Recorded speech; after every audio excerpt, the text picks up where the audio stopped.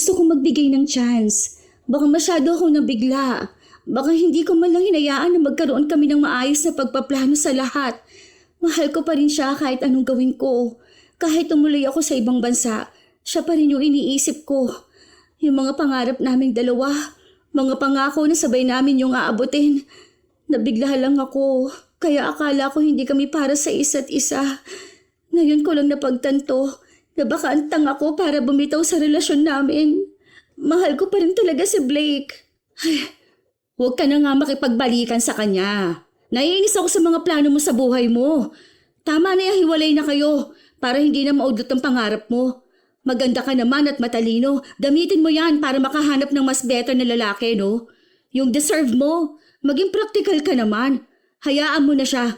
Huwag kang makikipagkita o makikipagbalikan sa kanya, ha? Isipin mo ang future na mawawala sa'yo. Sayang ang mga advice ko kung babalikan mo lang din naman siya, no? Nakapagsimula ka na nga. Ganyan talaga yan. Darating ang araw na akala mo mahal mo pa siya, pero hindi na pala. Mas lalo lang masisira ang buhay mo kapag bumalik ka sa ex mo. Maniwala ka sa akin. Dahil alam ko to. Mas marami akong karanasan pagdating sa pag-ibig. Walang magandang dulot ang lalaki sa karir ng mga babae. Tsaka, meron na yung bago. Iba na ang mahal niya. Kaya nga hindi ka na niya kinukulit, no? Ipaubaya mo na si Blake sa bago niya. Isa sa mga nakakatakot na tao na makakasama mo sa buhay ay ang inggitera at solotera. Paano pa kaya kung iisang dugo ang nananalaytay sa inyo? Katulad ng nangyari kay Zara, kung saan mismong kakambal niya ang umahas sa nobyo. Ano kaya ang mas mananaig? Ang pagmamahala ng magkambal o ang pagiging sakim sa pagnanais na umangkin ng hindi naman kanya? Ay, wow! Congratulations! Grabe, ang tagal nyo na, ha? Grabe, 7 years na kayo. Yan ang sana all. Naku, sana all din sa'yo, no?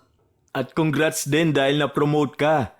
Di ba parang nung nakaraan lang pinag-uusapan natin na what if ikaw na yung magiging head of digital marketing? Tapos nagkatotoo nga, yun talaga ang sana all. Lalo ng sahod. True, kaya nga ang yaman na niyang kakambal ko eh. Isipin mo yun, kapag bored siya ng hapon, malalaman mo na lang nag-book na ng ticket niya papuntang ibang bansa para mag-travel. Kung ganun din naman sa kanya ang sahod ko, malamang kapag magkaaway tayo, malalaman mo na lang na nagpunta ako ng ibang bansa. Wala, hindi mo ako isasama? Malamang magkaaway nga tayo, di ba? E di wala rin kapag sinama kita. Okay lang, kahit na magpunta ka pa sa ibang universe, susundan at susuyuin pa rin kita. Lah, para naman kayo mga tanga dyan. Ahem, sana naman no, may respeto sa single, di ba? Wala na akong gana. Ang sarap pa naman itong pansit. Ayoko na, naiinis na ako sa inyo. Sorry naman. Bakit kasi hindi mo pa sagutin yung nanliligaw sa office? May nanaligaw sa kanya sa office nyo? Oo, yung nasa kabilang department. Lagi siyang binibigyan ng pagkain, tapos nagyayaya sa kanya ng date. Kaso ayaw naman niya. Pogi naman yun eh. No, ayoko nga sa ganung lalaki. Hindi siya matangkad, no? Parang mas matangkad pa nga ako sa kanya. Gusto ko yung matangkad at pogi, tapos maganda ang katawan, moreno, tapos maganda ang career. Kahit naman nasa edad na ako, pihikan pa rin ako, no? Ano nga kahala niyo sa akin? Basta may manligaw lang, sasagutin ko na kaagad. Pareho pala kayo ng tipo ni Zara. Magkambal nga kayo. Sayang wala akong kakambal. Yun na lang sana ang sayo. Hayaan mo, kapag may nakilala akong matangkad, moreno, pogi at mayaman, ipapakilala kita agad. Oo nga, babe. Para naman hindi yan palaging mainitin ang ulo. Para naman makaranas din ng lambing. Hoy, para namang sinabi niya sa akin na kailangan ko ng lalaki. Hindi, no? Strong independent woman kaya ako. Sus! Huwag ka na nga magkunwari, Sia. Alam ko na kulang ka lang sa lambing. Huwag ka kasing suplada kapag may kumakausap sa'yo. Paano kanyan magkakaroon ng love life, ha? Patuloy nilang inaasar si Zia tungkol sa pagiging pihikan niya sa lalaki. Kambal sina Zara at Zia. Iisa ang hulma ng mukha nila. Sadyang mas malaman lang si Zara. Malaki ang mukha nito dahil hilig niya ang kumain. Si Zara ang may karelasyon. si Blake. Nasa kolehiyo pa lang sila noon nang nagkaroon sila ng relasyon at umabot na hanggang sa magkaroon sila ng kanya-kanyang trabaho. Kahit nakambal sina Zia at Zara, iba pa rin ang hilig nila at tinahak nilang landas. Nasa isang kumpanya ng pagawaan ng bag si Zia, kung saan doon niya kasama ang nobyo ng kanyang kambal. Habang si Zara naman ay nagtuturo sa elementarya. Isang araw, habang magkasama ang dalawang dalaga, pansin ni Zia na hindi mapakali ang kanyang kakambal. Hoy, ano nangyayari sa'yo? Ano, magkaaway na naman ba kayo ni Blake? Parang kahapon lang ayos kayong dalawa. Ano na naman ginawa niya? Hindi, kasi may iniisip ako. Alam mo yung sinasabi ko sa'yo na offer sa akin sa New Zealand? Yung tinanggihan mo last year? Oo, bale kasi, tumawag sa akin kanina. Tinanong ako kung gusto ko na ba. Oh, gusto mo naman yun, di ba? O bakit hindi mo pa kunin? Sayang naman yun. Pero kasi, alam mo, nagbabalak na kaming magpakasal ni Blake. Kung aalis ako, hindi ko alam kung ano mangyayari. Never pa kami nagkala yung dalawa. Natatakot ako. Nung napag-usapan namin ng pag-iibang bansa, ang sabi niya okay lang sa kanya. Pero ramdam ko na ayaw niya. Ilang opportunities na bang pinalampas mo, para magstay sa kanya? Ang dami na nun. After graduation, di ba? Dapat kukunin ka ni tita sa Australia. Pero hindi ka tumuloy dahil inaalala mo yung boyfriend mo. O, nitong nakaraan, Manila na lang po, hindi mo pa tinuloy. Alam mo, malayo pang lalakbayin mo. Pero nagpapakulong ka sa relasyon nyo. Kung patuloy mong tatanggihan lahat yan, paano na lang kapag dumating ang araw na gusto mo na? O, tapos ang opportunities na ang umayaw sa'yo. Ay, pero hindi mo naman ako masisisi kung mas inuuna kong pagmamahal, di ba? Magkaiba po kasi tayo ng pananaw. Mga bata pa lang tayo, alam na ng mga magulang natin na kahit kambal tayo, ibang desisyon ko sa desisyon mo. Hindi ako naniniwala na mas uunahin ko ang love kaysa sa career. Dahil kahit gaano ko pa kamahal ang isang tao, hindi ko ipagpapalit ang oportunidad na meron ako. At yun dapat ang malaman mo. Madali lang para sa'yo yun dahil successful ka eh. Kapag may boyfriend ka, tapos hindi sang-ayon sa career na tinatahak mo, hinihiwalayan mo. Ako kasi, alam mo, yung pakiramdam ko, buong buhay kong kasama si Blake. Lahat ng pangarap ko kasama siya. Hindi ko alam kung anong mangyayari sa future ko kung wala siya. Ramdam ko naman na suportado niya ako pero kasi kapag usapang magkakalayo kami, iba na nagiging tono niya. Natatakot din ako na paano kung malayo kami sa isa't isa o tapos biglang magbago yung pagmamahal namin na baka yung 7 taon namin matapos lang dahil sa magkalayo kami. Kung hindi kanya susuportahan, ibig sabihin nun wala siyang pagmamahal sa'yo. Yan ang sinasabi ko, na kailangan mong pumili kung love or career. Pero pwede naman sana yon kung mahal na mahal ka niya. Tapos maghihintay siya habang inaabot mo pa ang pangarap mo. Sa totoo lang, kami ni Mami, ayaw ka lang talaga namin pagsabihan. Kasi ito ngayon ko lang to sasabihin sa'yo dahil ayoko naman na magmukhang sinisiraan ko ang boyfriend mo. Totoo naman na mabait si Blake. Simula umpisa maalaga na siya sa'yo, kahit na ngayon. Pero hindi lang sa ganun ang standard ng pagmamahal. Dapat alam mo rin kung paano unahin ang sarili mong desisyon. Simula nung naging kayo, wala kang sariling desisyon. Palaging nakadepende sa kanya ang buhay mo. O tingnan mo nga, kung siya, hindi niya maabot yung pangarap niya. O, masyado siyang nakampante sa kung ano lang ang meron siya ngayon. Yung career niya, katulad lang ng meron siya nung 5 years ago. Walang usad. Alam ko mataas ang pangarap mo. Huwag kang magsettle sa isang tao na hindi kayang taasan ang pangarap. Kung may mangyayari man after mong piliin ang career mo, o baka yun mismo ang sign na hindi kayo ang para sa isa't isa. Mas maganda kung pag-usapan niyo muna yan. Tapos, saka ka na magdesisyon. Salamat, Kambal. Hindi ko lang talaga alam kung anong gagawin ko Kasi gulong-gulo ang utak ko ngayon. Gusto kong piliin yung sa New Zealand. Pero alam kong malaking epekto nito sa relasyon namin ni Blake. Basta, yun ang sinabi ko. Kausapin mo siya. Tapos sabihin mo yung iniisip at plano mo. Kung mahal ka niya, wala yung problema sa kanya. Kasi ang pagmamahal, hinahayaan kang lumaya. Hindi ka nito itatali para lang masabing magstay ka.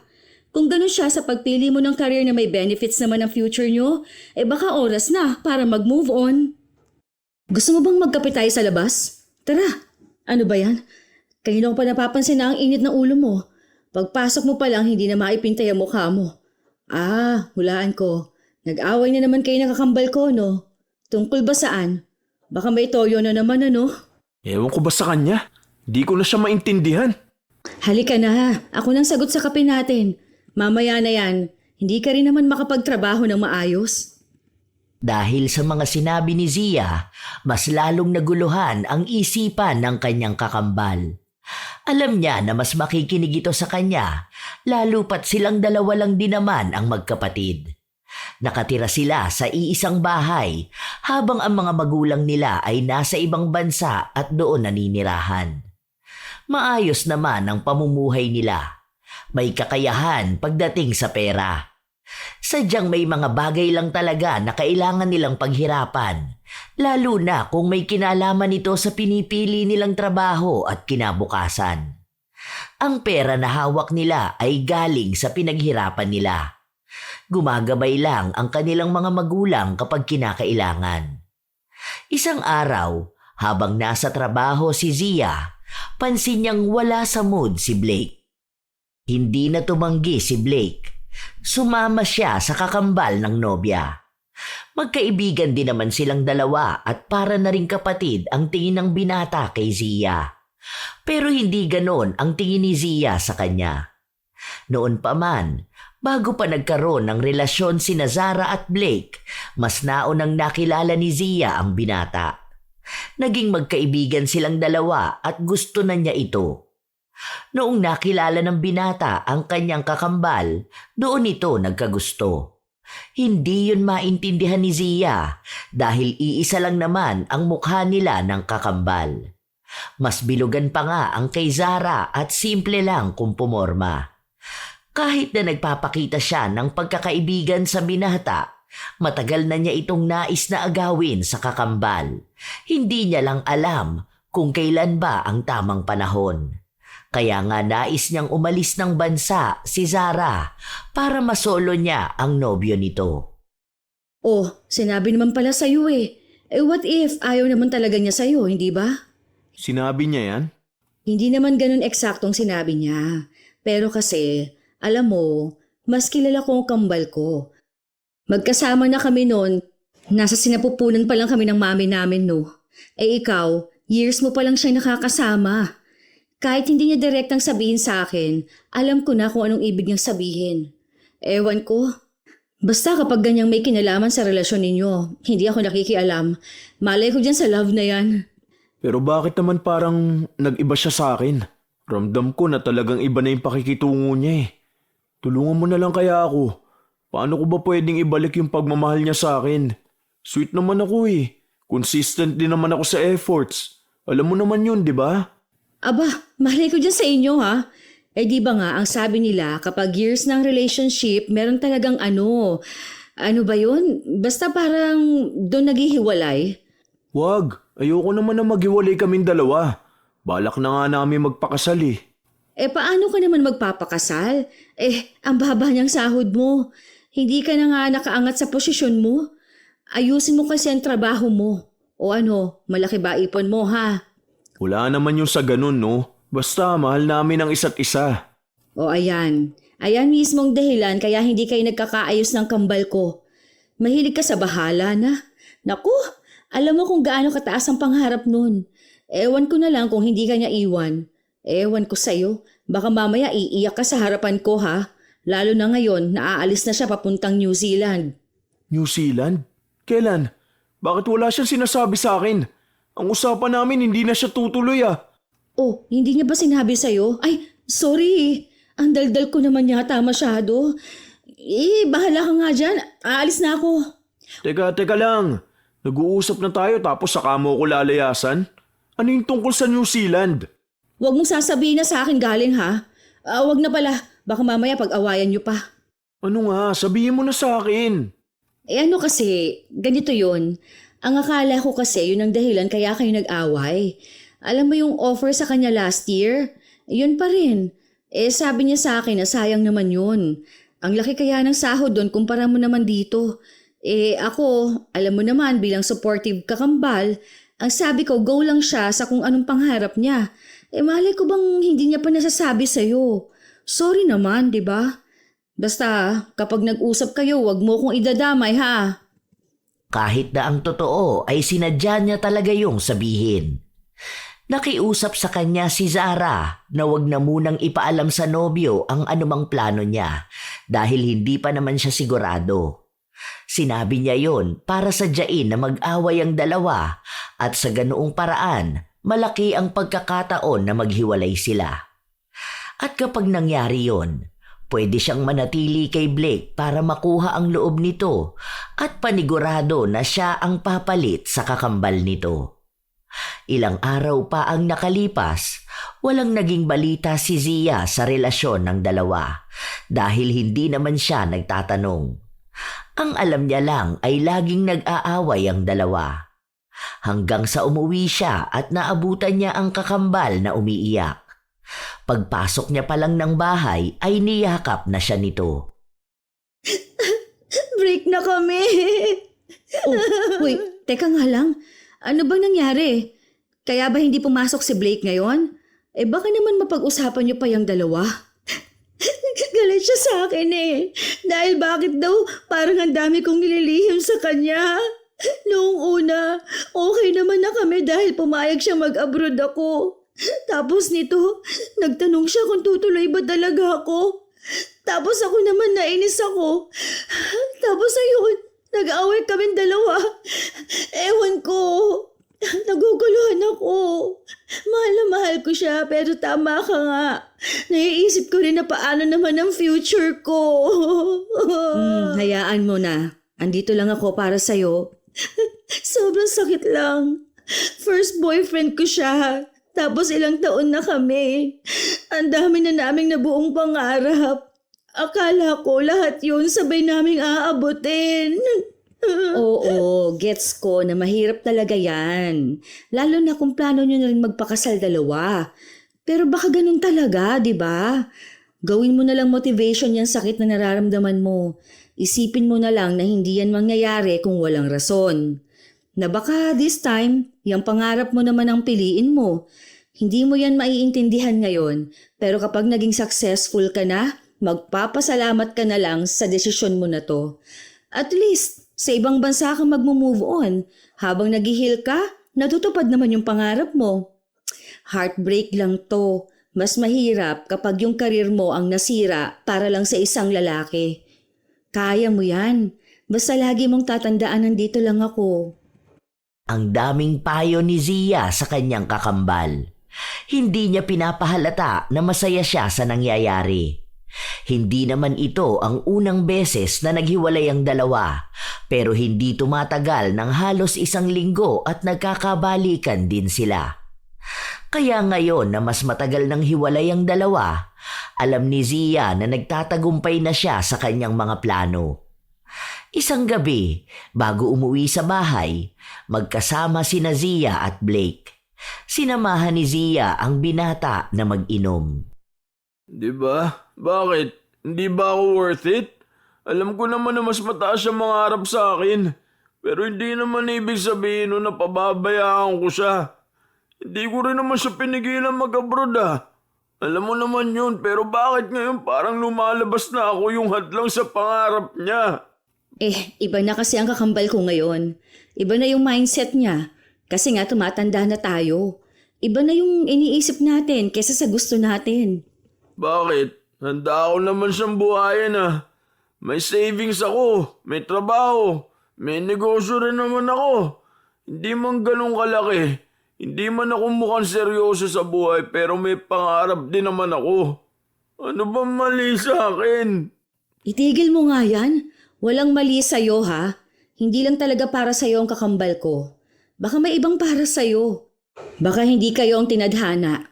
Malay mo, yung babaeng makakasama mo habang buhay nasa paligid lang. Malay mo kasama mo palagi, di ba? Hindi naman ibig sabihin na umabot kayo ng 7 years forever na kayo. Kasi kung ibang babae yan, hindi niya hahayaang maglasing ka ng ganyan. Tingnan mo nga, ilang beses mo na siyang tinawagan, pero wala naman siyang sinagot kahit isang beses. Ibig sabihin, hindi ka na ganun kahalaga sa kanya. O ako, tingnan mo, pagod na sa trabaho, pero nandito pa rin ako, sinasamahan ka. Hindi kumibo si Blake. Nilagok niya lang ang alak na hawak niya. Ilang sandali pa, hinawakan ni Zia ang kamay ng binata. Nagtangka pa nga siyang halikan nito pero umiwas si Blake. Lasing na ang binata kaya alam ni Zia na wala na itong maaalala kinabukasan. Dahil sa sobrang pagkabigo sa pag-ibig ng binata, sadyang gabi-gabi siyang nagpapakalunod sa alak. May isang beses pa na hindi pumasok sa trabaho si Blake at nalaman na lamang ni Zia na lasing itong nagpunta sa bahay nila para magmakaawa sa kakambal niya na magkabalikan silang dalawa. Buwisit na yan. Ano bang nakita ni Blake sa kakambal ko? Bakit ba hindi na lang ako? Kung sa mukha, iisa lang naman ang mukha namin. Sa katawan, mas maganda naman ang katawan ko. Kung sa career, di hamak naman na mas lamang ako, no? Sa talento, sa pagiging matalino, mas nangingibabaw naman ako kay Zara. Pero bakit ba baliw na baliw siya sa kakambal ko? Anong meron siya na wala ako? Ako, nasa akin ang lahat. Almost perfect. Noon pa man, may tinatago ng inggit si Zia sa kanyang kakambal. Kahit na mas pinupuri siya ng iba, mas kinaiinggitan niya pa rin ang kung anong meron kay Zara. Gusto niya kung anong meron sa kakambal, yun din ang meron sa kanya. At dapat ay mas maganda at mas angat. Kaya hindi siya papayag na ang lalaking mahal niya ay hindi niya makukuha. Hanggang sa lumipas ang buwan, hindi pa rin tanggap ni Blake ang nangyari. Araw-araw niya pa rin sinusuyo si Zara, pero matigas pa rin ang puso ng dalaga para sa kanya. Dahil doon, natatakot na si Zia na baka biglang isang araw ay mabalitaan na lang niyang nagkabalikan na ang dalawa. Kaya ang gagawin niya, si Zara ang lalasunin niya ang utak para lang hindi nito balikan ang dating kasintahan. O ano? Kumusta naman yung pag-aasikaso mo ng papers mo? Hindi ka pa aalis? Para sana maging maayos ng buhay mo. Naku, hindi mo naman siguro naiisipan na balikan ng ex mo. Yun na nga, nagsabi siya sa akin na nag-aasikaso na rin siya ng papers niya dahil susunod daw siya sa akin sa New Zealand. Ang hirap. Grabe ang effort na pinapakita sa akin ni Blake. Hindi ko siya kayang kausapin dahil alam kong bibigay ako. Sobrang rupok ko pa naman pagdating sa kanya. Mahal na mahal ko pa rin siya. May mga oras na miss ko siya. Mali. Araw-araw, miss ko siya. Gusto ko palagi siyang nakikita. Miss ko na yung yakap niya. Lahat. Parang may mga araw na gusto ko siyang balikan. Natatakot ako na paano kung pagsisihan ko tong ginagawa ko. Na iniwan ko siya para piliin ang karir ko. Hay, alam mo, hindi ka dapat nangangamba ng ganyan. Hayaan mo siya. Sa office nga, kinukulit ako nun eh. Ang sabi ko, kakambal kita pero hindi naman ibig sabihin na hawak kong utak mo. Ikaw ang nagdesisyon at matanda na tayo masyado para magpasulsol sa isa't isa. Diba? Tsaka kung para ka ako sa karir mo at sa maganda mong kinabukasan, hindi kita pipigilan. Ewan ko ba dun? Feeling sad boy pero may kadate naman siya nung nakaraan. Ha? May kadate siya? Oo! Nakita ko siya dun sa coffee shop sa labas ng building namin. Hindi naman ako nagkakamali, no? Ewan ko kung sino yon. Basta kulay pink yung buhok eh. Tapos maputi. Parang ang Koreana. Mukha ring bata-bata pa. Siguro mga early 20s, ganun. Kaya, nako huwag kang magpapadala sa kanya. Alam mo, yung mga lalaki na yan, magaling lang yan sila magdrama. Pero ang totoo niyan, habang wini-win back ka niya, may tinetest naman siyang ibang babae. Kapag hindi ka niya nabawi, doon siya sa isa para hindi siya lugi. Nako, ganyan sila. Kaya huwag kang magpapaniwala sa sinasabi ng mga lalaki na yan. Ang love life, iniiyak ka ng sobra. Kahit na taon pa kayo, kahit ilang pang dekada, kahit may anak na kayo, may chance na magloko ang lalaki. Ibibreak talaga nila ang puso mo at tiwala. Pero kapag ang career ang pinili mo, kahit kailan hindi ka malulugi. Maniwala ka sa akin, mas powerful ang babae na may career kaysa may love life. Kaya go mo yung gusto mo. Huwag mo intindihin yung ex mo. Kapag naging successful ka na, doon ka magkaroon ng maayos na love life. Mas makakakilala ka pa ng successful na lalaki. Mas deserve mo yun kaysa sa ex mong chill-chill lang sa buhay.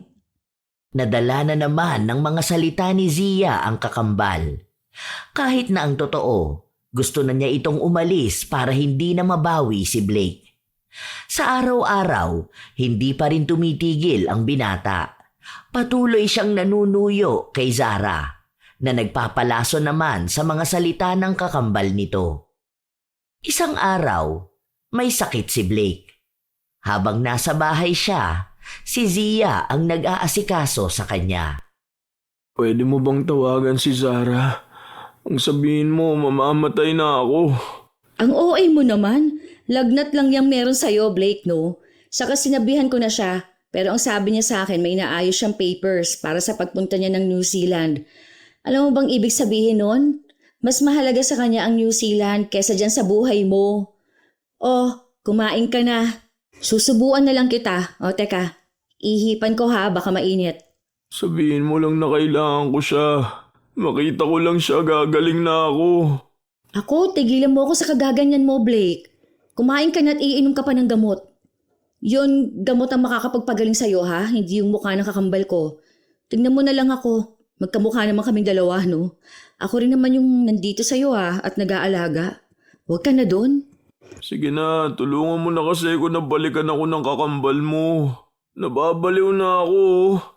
Mahal na mahal ko talaga siya.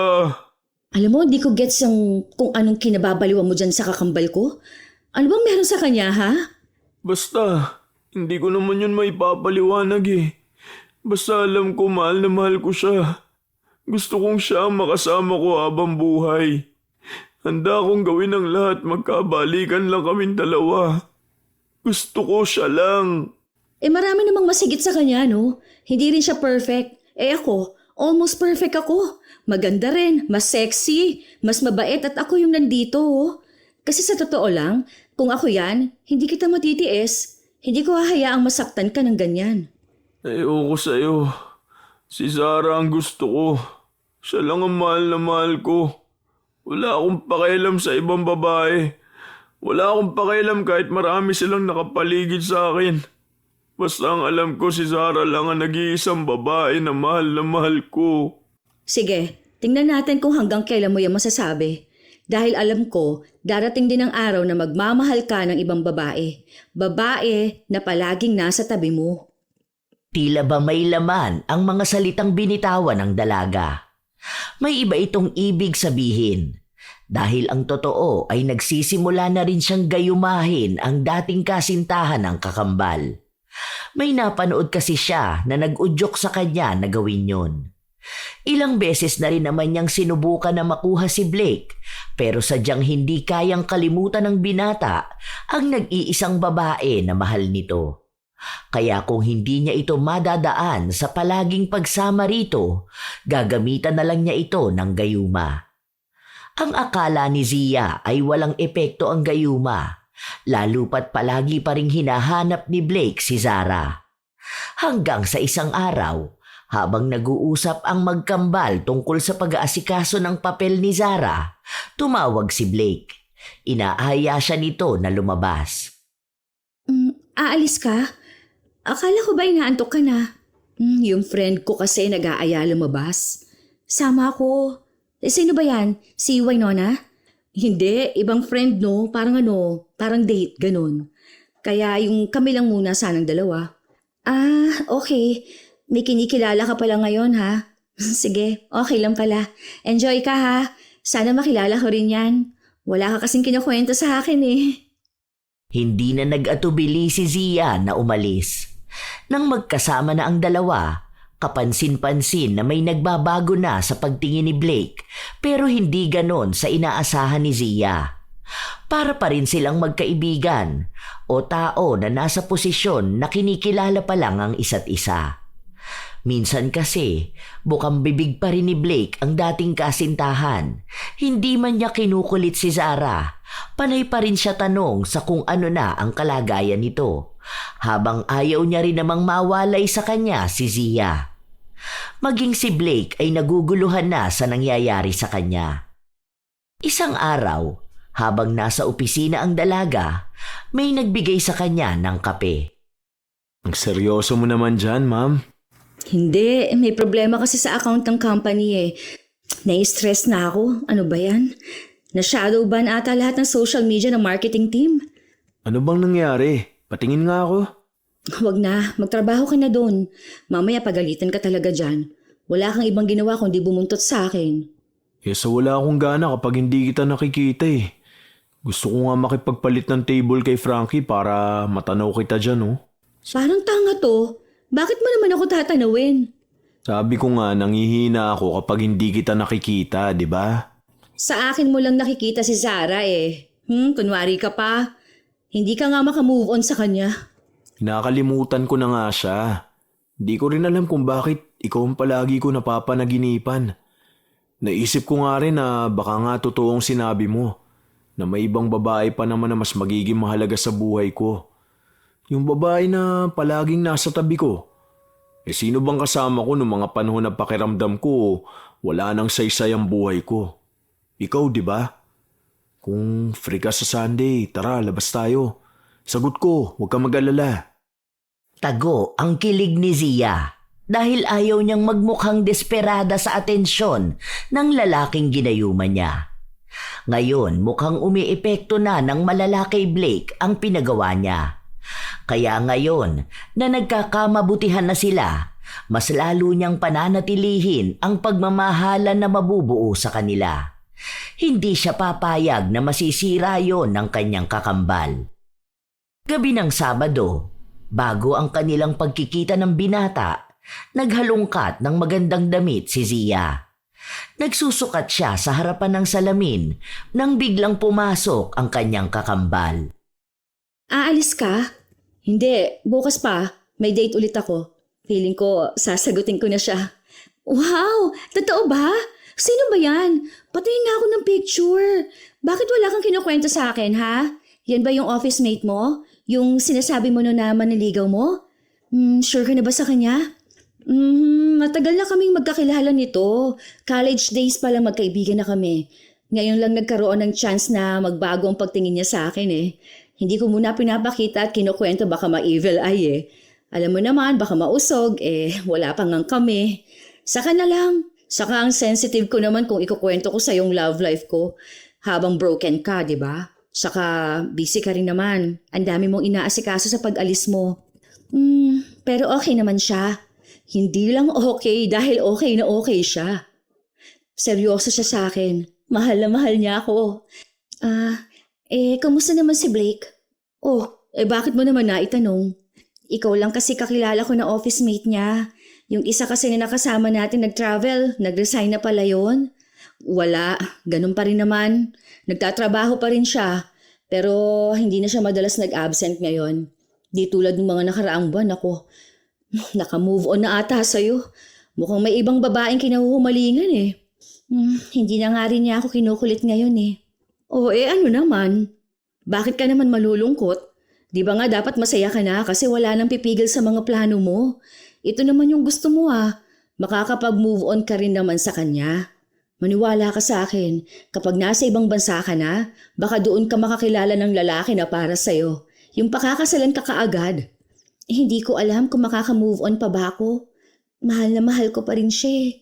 Parang ang gusto kong makipagkita sa kanya at makipagbalikan. Baliw ka ba?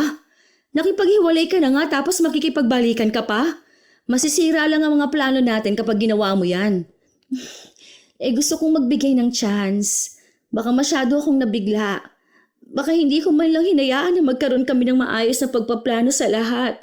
Mahal ko pa rin siya kahit anong gawin ko. Kahit tumuloy ako sa ibang bansa, siya pa rin yung naiisip ko. Yung mga pangarap naming dalawa, mga pangako na sabay namin yung aabutin. Nabigla lang ako kaya akala ko hindi kami para sa isa't isa. Ngayon ko lang napagtanto na baka ang tanga ko para bumitaw sa relasyon namin. Mahal ko pa rin talaga si Blake. Huwag ka na nga kasing makipagbalikan sa kanya. Naiinis ako sa mga plano mo sa buhay mo. Tama na yan, hiwalay na kayo para hindi na maudlot ang pangarap mo. Maganda ka naman at matalino. Gamitin mo yan para makahanap ng mas better na lalaki. Yung deserve mo. Maging practical ka naman. Hayaan mo na siya. Huwag kang makikipagkita o makikipagbalikan sa kanya ha. Isipin mo ang future na mawawala sa'yo. Sayang ang mga advice ko kung babalikan mo lang din naman siya. Nakapagsimula ka na nga eh. Ganyan talaga yan. Darating ang araw na akala mo mahal mo pa siya pero hindi na pala. Mas lalo lang masisira ang buhay mo kapag bumalik ka sa ex mo. Maniwala ka sa akin dahil alam ko to. Mas marami akong karanasan pagdating sa pag-ibig. Walang magandang dulot ang lalaki sa karir ng mga babae. Tsaka meron na yung bago. Iba na ang mahal niya. Kaya nga hindi ka na niya kinukulit. Ipaubaya mo na si Blake sa bago niya. Kailangan ng magmadali ni Zia na maangkin si Blake. Lalo pat pansin niya rin na seryoso ang kanyang kakambal na makipagbalikan sa dati nitong kasintahan. Kinabukasan, maganda ang suot ni Zia. Maganda rin siyang umalis ng kanilang bahay. Tulog pa nung mga panahon na yon si Zara, kaya alam niyang hindi rin siya masusundan. Sa tagong lugar sila nagtungo ni Blake dahil ayaw niyang may makakita sa kanila. Baka may bigla pang magsabi sa kanyang kakambal at manggulo pa sa relasyon nila. Habang nagkukwentuhan na may tawanan, hinawakan ni Blake ang kamay ni Zia. Alam mo ba, hindi ko talaga maipaliwanag kung bakit ikaw lagi ang iniisip ko. Para tuloy akong baliw. Sus, ayan ka na naman ha. May gusto ka ba sa akin? Bakit hindi mo pa kasi ako direktahin? Hindi pa ba halata? Yung palagi kong pagyaya sa'yo ng date, hindi ba yung sapat? Manhid ka yata eh. Hindi naman ako manhid. Inaalala ko lang baka mamaya gawin mo akong rebound. Bakit ko naman gagawin yun? Sa totoo lang, parang kailan ko lang napagtanto na mas higit ka nga kesa dun sa kakambal mo. Yung 7 years ng buhay ko nasayang lang dahil sa kanya. Kung sana, nilaan ko na lang yung lahat sa'yo. Nung college tayo, magkaibigan na tayo. Sana noon pa lang nakita ko na ang potensyal na maging girlfriend ka, na maging asawa ka. Noong mga panahon na kailangan ko ng kasama, ikaw lang ang nasa tabi ko. Ayaw mong umiiyak ako. Ayaw mong nasasaktan ako. Sana ikaw na lang ang pinili ko nun. At sana ngayon, may chance pa rin tayo. Hindi pa nagsasalita si Zia nang biglang tumunog ang cellphone ni Blake. Nakita niya ang pangalan ng kakambal. Tumatawag ito kay Blake na mukhang buo na ang desisyon na makipagbalikan sa kanya. Oo, sinasagot na kita kahit hindi mo pa ako nililigawan. Tayo na. Mahal na mahal din kita at gusto kong ikaw lang ang paglaanan ng buhay ko. Talaga ba? Totoo ba? Pero may isa akong hiling. Please, ayokong nakikipag-usap ka pa rin sa ex mo. Kasi kung ako lang ang mahal mo, puputulin mo na ang ugnayan ninyong dalawa. Wala na kaming pinag-uusapan. Hindi ko alam kung bakit bigla siyang tumawag sa akin. Pero ayoko mag-overthink ka. Kaya ibablock ko siya. Ayan, tignan mo. Ayoko lang magkaroon ng komplikasyon sa ating dalawa. Ayoko magkaroon ng gulo dahil ang ex mo, ang kakambal ko. Promise, hindi ko hahayaan na mag-overthink ka. Ikaw ang mahal ko. Mas mahalaga ka sa akin kaysa sa anuman na meron sa amin ang kakambal mo. Malakas ang epekto ng gayuma, kahit na hindi ito masyadong halata kay Blake. Matagal ang naging epekto, kaya magmumukha itong natural. Walang nakakaalam ng relasyon nilang dalawa dahil balak ni Zia na ilabas ang anumang meron sa kanila ng nobyo kapag wala na sa bansa si Zara. Ilang buwan na lang naman ang hihintayin niya. Sa paglipas ng mga linggo, madalas na magkasama ang magkasintahan. Minsan pa ay natutulog si Zia sa bahay ng nobyo. Isang gabi, habang naghahanda siya sa pagtulog, tumawag ang kanyang kakambal. Nasaan ka? Uwi ka muna sa bahay, sige na. Bakit? Magkasama kami ng boyfriend ko, mansa rin namin ngayon. Sige na, wala akong kasama sa bahay. Ang lungkot ko ngayon. Naiiyak na ako. Kailangan ko lang ng kausap. Sige na, samahan mo lang muna ako. Tumawag ka na nga lang sa iba mong kaibigan. Ngayon na nga lang ako magsasaya, no? Tungkol na naman ba yan sa ex mo? Sinabi ko na kasi sa'yong hayaan mo na siya. Okay lang yan. Parte yan ng moving on at healing. Makakaya mo ring lampasan yan, maniwala ka lang. Sige na, naghihintay na ang boyfriend ko. Bukas na lang tayo magkita. Kung naiiyak ka, sige iyak mo lang yan. May ice cream din dyan sa ref, kainin mo na lang. Patayin ko na ang call ha. Bye! Sus, ang arte. Makaka-move on din naman. Mga istorbo pa. Habang lumilipas ang mga araw na masaya si Zia, siya namang mas lalong nagdurusa ang kanyang kakambal. Kapag kailangan siya nito, wala siya dahil mas gusto pa niyang makasama ang nobyo kaysa kay Zara. Isang araw, habang nasa kusina ang magkambal, pinag-uusapan nila ang pag-aasikaso ng papel ni Zara. Bakit hindi pa raw madaliin? Hindi naman daw ganun yun. Basta maghintay na lang ako. Pero baka abutin pa ako nito hanggang next year eh. Parang feeling ko siguro may dapat pa akong ayusin dito bago ako umalis ng bansa. O ano na mga ayusin mo? Ayos na nga ang lahat ng papers mo. Pag-alis na lang ang gagawin mo, no? Ang tagal na namin hindi nakakapag-usap ni Blake eh. Ano namang gusto mong pag-usapan ninyong dalawa? Mas maganda na nga yan na no contact kayong dalawa. Para saan ano? Alam mo yun, hindi ka na mahihirapan kapag aalis ka. Kesa namang wala kang ibang ginawa kundi isipin siya. Dagdag pa sakit sa'yo yun. Wala namang napapalayang closure na yan.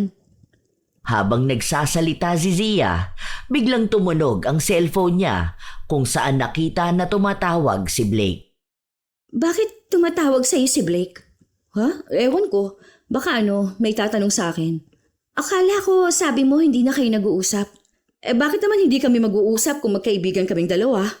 Hindi naman ibig sabihin na hiwalay na kayo, wala na rin akong karapatang makipagkaibigan sa kanya, hindi ba? Tsaka unfair naman yon kung kakalimutan ko na yung friendship namin. Tulungan mo na lang akong kausapin siya. Akong sasagot ng tawag. Ano ba?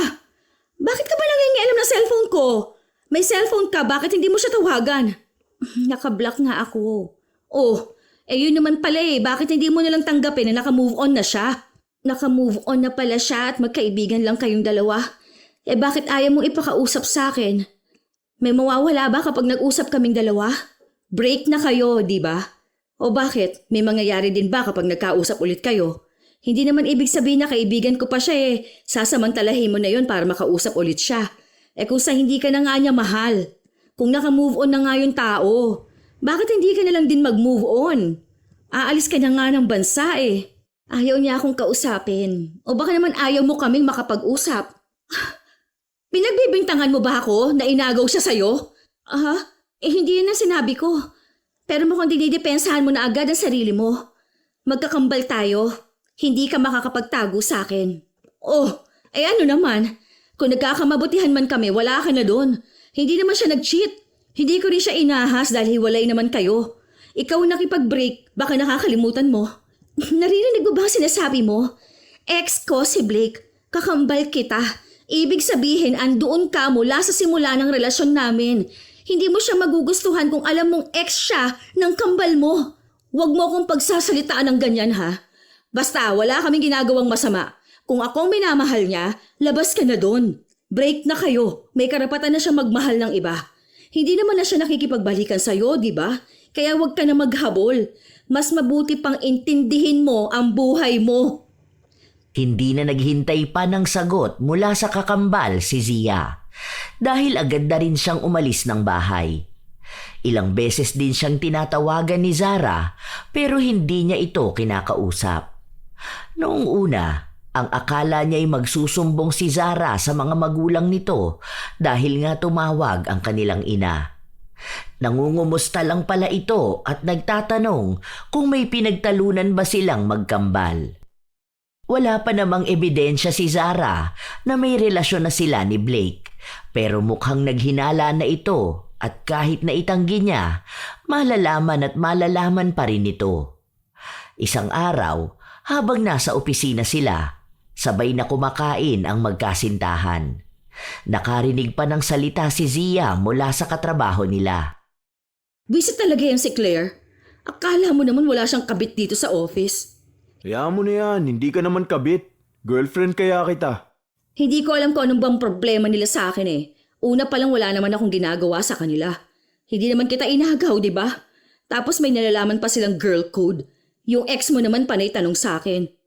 Bakit hindi na lang nila tayo hayaang mabuhay ng masaya? Sumama ka na lang sa akin. Magpunta tayo sa mas malayang probinsya tapos doon tayo magpakasal at bumuo ng sarili nating buhay. Hindi pwede. Andito ang trabaho ko. Ang tagal ko pinaghirapan para ma-promote tapos iiwan ko lang. Ayaw mo ba ako makasama para mas maging tahimik tayo? Gusto kitang makasama pero hindi ko kayang mabuhay ng simple. Hindi ko kayang iwan ang karir ko. Mahal kita, alam mo yan. Pero mahalaga rin sa akin tong karir ko. Ayokong pagtalunan pa natin to. Kung mahal mo ako, sumama ka sa akin. Kung gusto mo ng tahimik na buhay, tara, magpakalayo tayo. Ayoko. Anong ayaw mo? Mahal mo ka mo ako, di ba? Iwan mo ang lahat para sa akin. Ang mahalaga nagmamahalan tayo. Handa naman kitang pakasalan eh. Gusto kong makasal tayo. Pero hindi pa ako handa na iwan ng anong mang meron ako. Hindi pa sa ngayon. Wala pa sa atin ang handa, okay? Maghintay tayo ng tamang panahon para sa ganyan. Mag-enjoy na lang muna tayo kung anong meron tayo. Hindi naman tayo nagmamadali, di ba? Pero masyado na tayo matanda para maghintay pa ng panahon. Paano tayo bubuo ng pamilya? Baka lumipas ng panahon, hindi pa rin dumarating ang tamang oras na yun. Tayo dapat mismo ang pipili at magdedesisyon kung kailan natin gustong bumuo ng pamilya. Ayoko pa magkaanak. Ang dami ko pang plano sa buhay. Ang dami ko pang gustong gawin. Ang gusto ko makasama kita. Pero gusto ko pang magkaroon pa tayo ng oras para sa isa't isa. Hindi yung ganito. Hindi yung madalian. Nag-enjoy pa ako sa buhay ko, no? Hindi pa ako handa na magkaroon ng pamilya. Ako gusto ko na. Hindi ka pa naman handa ah. Hindi pa naman buo ang plano mo sa buhay. Gusto ko kapag mag-settle na ako, maayos na ang lahat. Hindi lang sa akin, pati na rin sa'yo. Hindi yung mag-aasawa lang tayo dahil sa gusto natin. Pinaplano yun. Pero nakahanda naman ako magsakripisyo. Handa akong magtrabaho para bigyan kayo ng magandang buhay na magiging anak natin. Gusto ko na magkaroon ng anak. Kahit ayaw mo, kailangan mo akong bigyan ng anak. Obligasyon mo yun bilang ikaw ang girlfriend ko. Hindi nakakibo si Zia dahil pansin niya na may kakaibang inaasta ang kanyang nobyo. Akala niya ay sa araw na yun lang iba ang pakikitungo sa kanya ni Blake. Pero ilang araw pa ang lumipas, naging mahigpit na ito sa kanya. Minamandohan na rin siya at dapat lahat ng ginagawa niya ay alam ni Blake. Lahat ng desisyon niya sasabihin niya muna bago niya gawin. Dahil kapag hindi niya yun ginawa, mag-aaway silang dalawa. Hindi sanay si Zia na may lalaking humahawak sa kanyang leeg. Kaya kahit na bago pa lang sila ng nobyo, ay sakal na siya. Isang hapon, habang nagtatrabaho si Zia, may nag-abot sa kanya ng pagkain. Ito ang katrabaho nila na dating manliligaw niya. Nakita yun ni Blake, kaya galit na galit ito. Ano ba?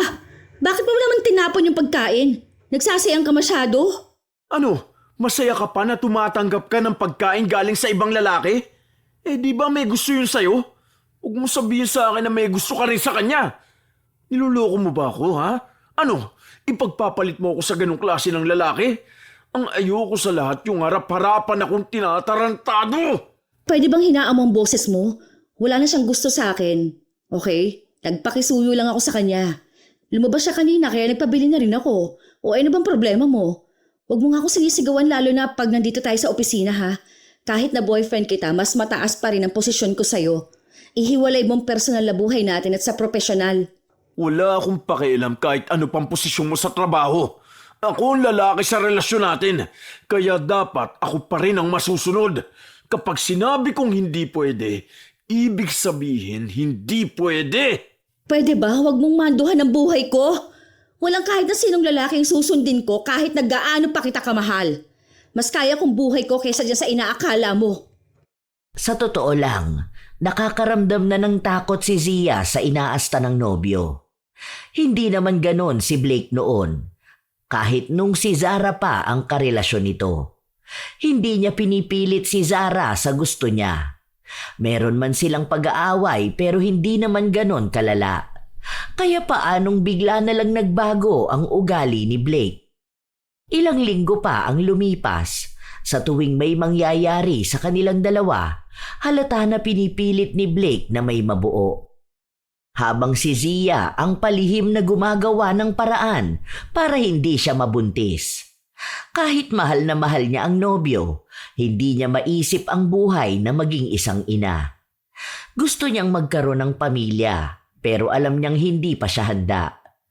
Kung magpapabuntis siya kay Blake, maraming oportunidad sa buhay niya ang mawawala.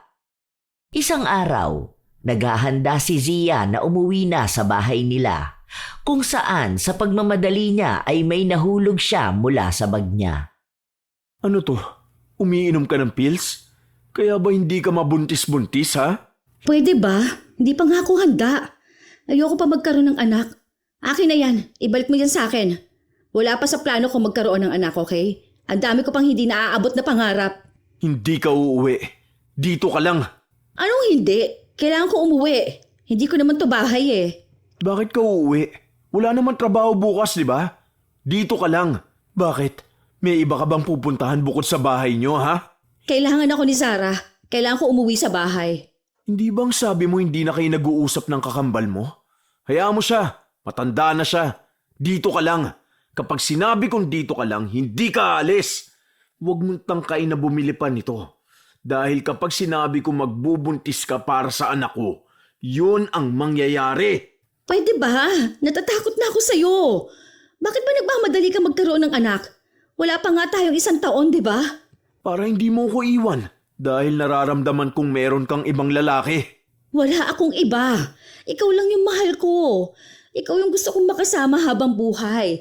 Ikaw yung gusto kong maging asawa at ama ng mga anak ko. Pero wag na yun. Hindi ko pa kayang iwan ang karir ko eh. Sobrang dami ko pang ginagawa sa buhay ko. Wala rin naman pagkakaiba yun. Bakit? Di ba kapag naging mas mataas ka sa akin, iiwan mo rin ako? Para hindi ka na makawala. Kapag nabuntis naman kita, pakakasalan kita eh. Aanin mo pa yung karir mo na yan. Kung iisa lang din naman ang kahahantungan ng relasyon natin.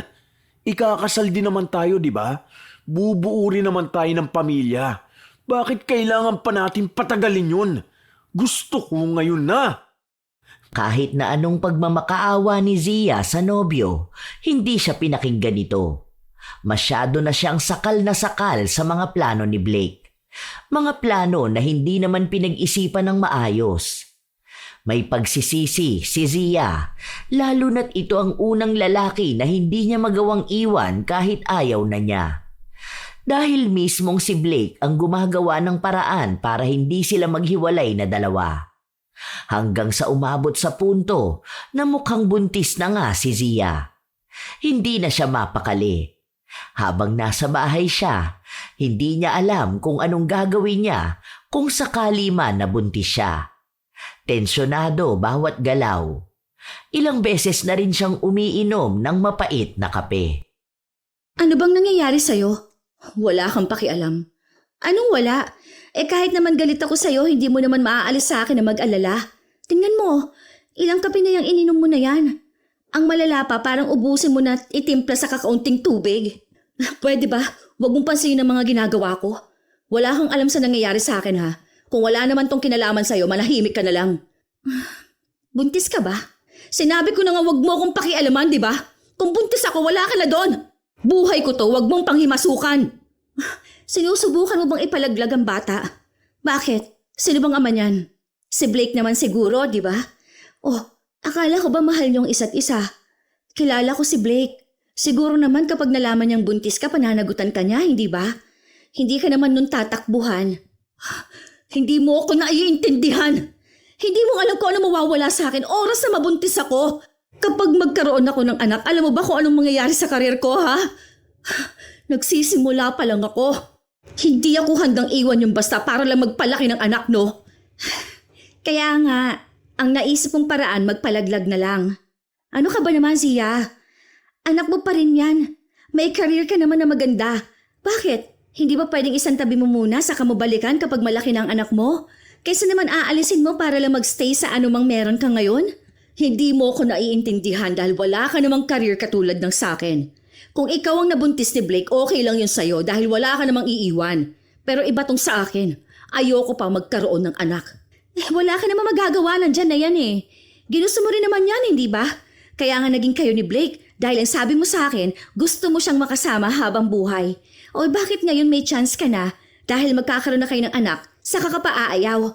Ibabalik ko na lang siya sa'yo. Kunin mo na si Blake. Bawiin mo na lang siya sa akin. Sige na, utang na loob. Ngayon pa? Anong gusto mong maging itsura ng pamilya natin? Kapag magkakaroon kami ng anak, kapatid yon ng anak nyo? Tapos, pinsan din nila ang isa't isa dahil magkapatid tayo? Hindi mo man lang ba naisip yon? Mahal mo pa naman si Blake, di ba? Kunin mo na lang siya sa akin. Sige na. Gumawa ka ng paraan. Kung mahal niyo pa naman ang isa't isa, aalisin ko tong bata na nasa sinapupunan ko para lang matahimik kayong dalawa. Kunin mo siya. Sinubukan ko makipaghiwalay sa kanya pero ayaw niya. Pinipilit niya ako palagi. Nasasakal na ako sa relasyon na meron kami. Ako pa ba ang makukonsensya kapag nawala ang anak niyo? Ha? Mag-isip ka naman. Anak mo yan. Talagang mas pipiliin mo pa ang karir mo? Tulungan mo na lang ako. Oo, sige. Naamin ko na may mali akong nagawa. Ginayuma ko siya. Ha? Anong sinabi mo? Narinig mo naman, di ba? Ginayuma ko si Blake. Noon gusto ko siya kaya gumawa ako ng paraan. Wala siyang ibang ginawa kundi hanapin ka. Mahal na mahal ka niya. Kahit anong pilit ko, ikaw talaga yung laman ng puso niya eh. Nagawa ko lang naman yun dahil akala ko para kami sa isa't isa pero hindi. Hindi ko kaya yung commitment na gusto niya. Ayoko magkaroon ng asawa. Ayoko magkaroon ng anak. Ginawa mo talaga yun? Nang hindi mo malang iniisip ang magiging epekto nun sa'yo, ha? Ang magiging malaking epekto nun sa taong ginayuma mo. Kaya pala ibang napansin ko kay Blake. Parang ibang tao siya kapag kaharap ko siya. Yun pala, nasa ilalim siya ng gayuma. Ngayong alam mo na, tulungan mo na lang ako. Bawiin mo na siya. Total kayo naman na nagmamahalang dalawa, di ba? Ayoko na sa kanya. Pagod na ako sa pagmamando niya sa buhay ko. Ayoko sa lahat yung pinakikialaman ng gusto kong gawin eh. Utang na loob. Bawiin mo na siya. Hindi ko akalaing ganyan ka ka-selfish, Zia. Matapos mo mang-agaw ng pagmamahal ng iba, ibabalik mo na parang basura na hindi mo na kailangan. Tapos ngayon, mas malala pa dahil buntis ka. Pero sarili mo lang talaga ang mahalaga para sa'yo. Hindi kita kinakaya. Kahit na anong pagmamakaawa ni Zia sa kakambal, naakitin na lang ulit si Blake, hindi ito ginawa ni Zara. Ang sabi niya, tutulong na lang siyang maalis ang gayuma, pero hindi pa niya alam kung paano nga ba yon gagawin. Dahil si Zia lang naman ang nakakaalam ng tungkol sa mga ganong bagay. Hindi na rin kasi makausap ng dalaga ang gumawa at pinagbilhan niya ng gayuma. Kaya hindi niya alam kung paano mawawala ang bisa. O kung gaano pa ba katagal ang hihintayin niya para mawala na ang pagmamahal sa kanya ni Blake. Minsan pa ay nasasaktan siya ni Blake, lalo na kapag nagseselos ito. Ayaw na ayaw ng binata na nakikipag-usap siya sa kahit na sinong lalaki, kahit na may kinalaman pa ito sa trabaho. Kung noong una, matagal bago umepekto ang gayuma at unti-unting nagkakagusto sa kanya si Blake, ngayon naman ay palala ng palala. Tila ba hindi nawawala ang kabaliwan sa kanya.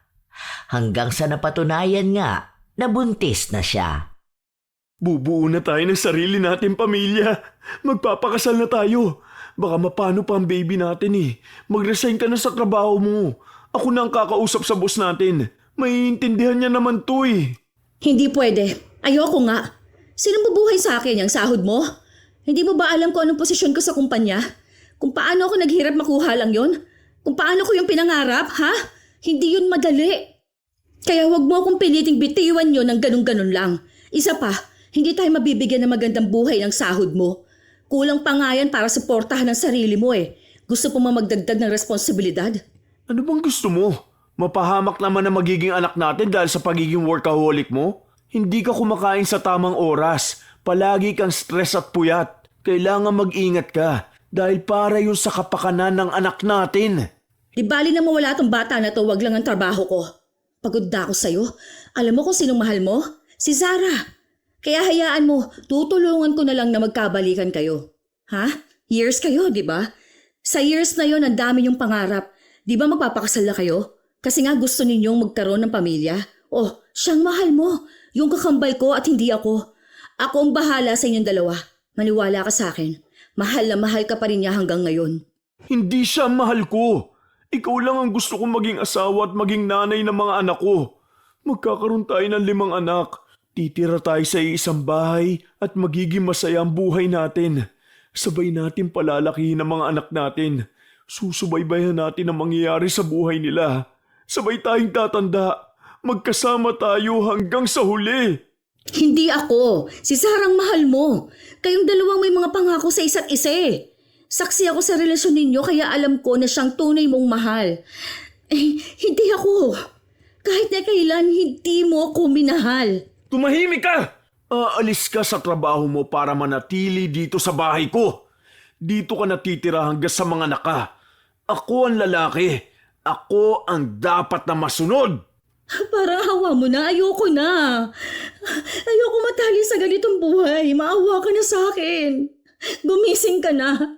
Hindi ako mahal mo dahil iba ang totoong laman ng puso mo. Ayoko na. Pangako, hindi ko napipilitin ang sarili kong mahalin mo ko. Huwag mo lang ako itali sa buhay na hindi ko gusto. Maawa ka na sa akin. Parang awa mo na. Kahit na lumuhod ang dalaga sa harapan ng nobyo, hindi siya pinakinggan nito. Ilang beses na ring tinawagan ng kakambal para makibalita kung ano nang nangyari sa pagpapaalis ng gayuma kay Blake. Pero iisa lang ang sinasabi ni Zara, na nahihirapan siyang humanap ng totoong albularyo sa lugar nila. Lalo pat 2 na ang nakausap niya pero wala namang nagiging epekto kay Blake. Isang araw, habang nasa trabaho si Zia, nakakaramdam siya ng sakit ng kanyang puson. Tinitiis niya yon dahil siya rin naman ang may kagagawan nun. Uminom siya ng 3 magkakaibang gamot ng sabay-sabay. Pinipilit din kasi siya ni Blake na umalis na sa trabaho.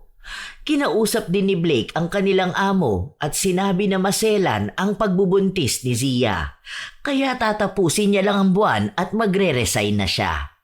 Hindi pa rin kayang tanggapin ni Zia na ganun lang mawawala ang mga pinaghirapan niya. At kahit na kailan, hindi siya papayag na magkaroon ng isang lalaki na magdedesisyon sa buhay niya. Aray, ang sakit. Pero konting taste pa. Konti pa. Alam ko, mawawala rin to. Kasama tong bata. Kapansin-pansin na namumutla siya. Ramdam niya rin na nagdurugo na siya pero hindi pa siya tumayo sa kanyang kinauupuan hanggang sa pinuntahan siya ni Blake. Pilitin man niya na huwag ipahalata na may dinaramdam siya, napansin pa rin ito ng nobyo. Bakit? Ano nangyayari sa'yo? Masama ba ang pakiramdam mo? Sandali, ipapaalam kita para umuwi ka na at magpahinga. Baka mapano pa ang baby natin eh. Sinabi ko naman kasi sa'yo na sa bahay ka na lang. Ayos lang ako. Wala to. Sandali, uminom ka muna ng tubig. Ano ba kasi nangyayari sa'yo? Teka, may dugo! Lumayo ka sa akin. Huwag kang lalapit. Hayaan mo ko. Anong ginawa mo sa baby natin? Nababaliw ka na ba, Zia? Dadaling kita sa ospital. Hindi pwedeng mawala ang baby natin! Noong una ay ayaw pa ni Zia. Pero dahil nanghihina na siya, wala siyang kakayahan na lumayo sa nobyo. Napapasigaw na rin siya sa sobrang sakit na nararamdaman niya. Hanggang sa nakarating sila sa ospital, kung saan sumunod din doon si Zara.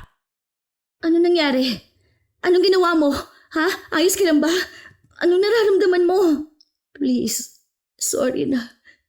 Sorry na kung pinilit kong kunin sa'yo si Blake. Ayoko na sa kanya. Sorry. Sorry. Parang awa mo na. Ayoko na sa kanya. Tulungan mo ko. Bawiin mo na siya. Ikaw dapat ang buntis. Ikaw dapat ang pakakasalan niya, hindi ako. Ayoko ng ganitong buhay. Hindi ako handa. Hindi ko alam kung anong gagawin ko. Kinakausap ko nga siya kanina pero sinigawan niya lang ako. Galit na galit siya. Nakakatakot. Yun lang ang unang beses na nakita ko siya magalit ng ganun. Wala na raw kasi ang baby niyo eh. Nagagalit siya na baka iwan mo siya at lumayo ka sa kanya. Nagsisisi na ako sa ginawa ko, promise. Hindi ko na inuulitin. Ilayo mo lang siya sa akin. Ayoko na nito. Tulungan mo ko. Patawarin mo ko. Huwag mo akong ibibigay sa kanya. Dahil pipilitin na lang ako mabuntis ulit. Ayoko. May nakausap na akong albularyo.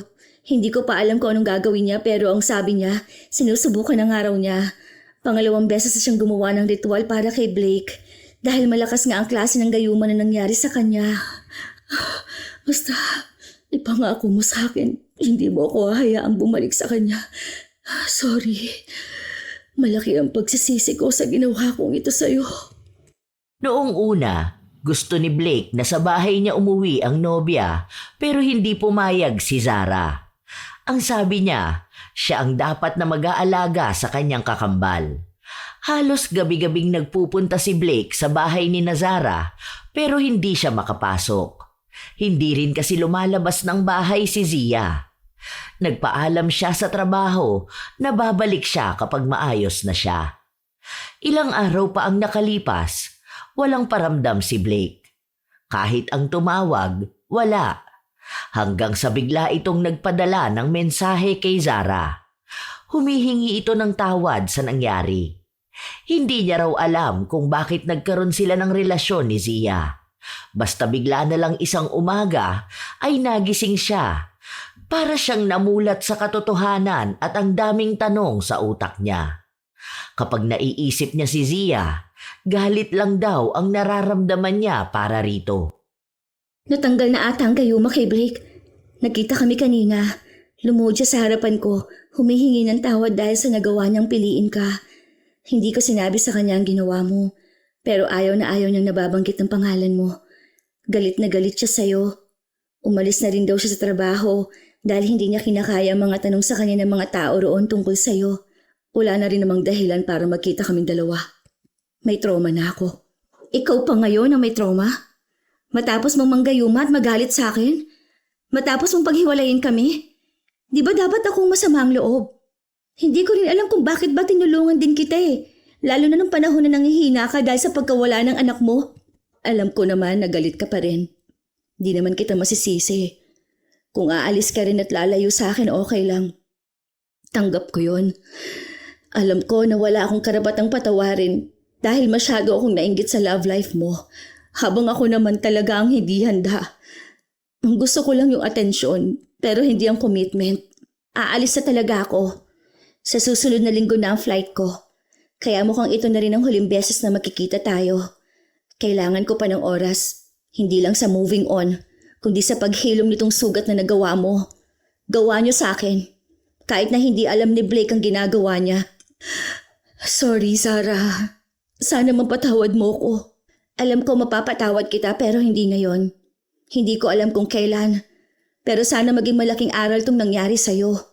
Sa susunod, sa akin man o sa ibang tao, huwag mong sanang pagnasaan ang anumang meron sa kanila. Pag-ibig man o atensyon. Dahil sa huli, baka hindi mo rin kayang manindigan. Sana may natutunan ka sa nangyari sa'yo. Tunay naman na mahirap magpatawad sa klase ng kasalanang ginawa ni Zia. Iyon ang huling beses na nag-usap silang magkapatid. Hindi na sila nagkita matapos nun. Kahit si Blake ay hindi na rin niya nakita. Nabalitaan na lang niya na matapos ang 3 taon, nagkabalikan ng dalawa at nagpatuloy ng kanilang buhay sa New Zealand. Noong ikinasal si Zara, hindi siya inimbitahan, gawa na rin na ayaw siyang makita ni Blake. Nagpaabot na lang siya ng pagbati sa kapatid. Kailan lang din nalaman ng mga magulang niya ang nangyari. Nagalit ang mga ito sa kanya, pero hindi nagtagal ay pinatawad na rin siya. Napatawad naman din siya ni Zara, pero hindi na sila katulad noon. Malaki ang naging pagsisisi ni Zia sa ginawa niya dahil nawalan siya ng kakambal. Nawalan siya ng taong kakampi niya dapat sa lahat ng bagay. Dahil din doon, nagpatuloy si Zia sa kanyang tinahak na buhay. May maayos na karera pero walang maayos na pag-ibig. Tuwing nakikipagrelasyon siya, nauuwi rin ito sa hiwalayan, lalo pat ayaw niyang bumitaw sa kung anuman ang pinaghirapan niya. Hindi siya nagkaroon ng asawa at kahit na anak. Nabuhay siyang mag-isa at doon niya lang napagtanto na may lungkot din sa pinili niyang landas. Pero wala na siyang pagpipilian kundi ang harapin ito.